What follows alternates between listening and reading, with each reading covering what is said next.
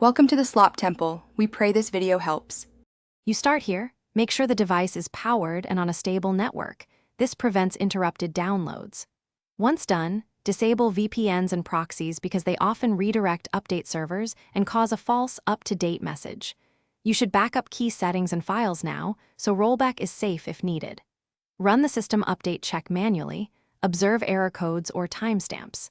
This initial check isolates connectivity and permission issues, which are the most common causes of incorrect update status. Next, dig into the system. Clear the update cache or temporary files and then reboot because stale files often mask available updates. Make sure time, date, and region settings are accurate. Mismatches can cause server rejection. Then check the update service or daemon. Restart it to reinitiate server handshake.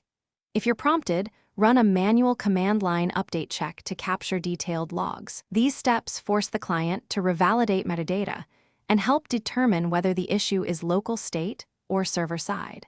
Finish by installing any pending updates. Reboot once and then again if components report incomplete installation. If the system still claims up-to-date while newer builds exist, download the full installer or an offline package to bypass metadata checks.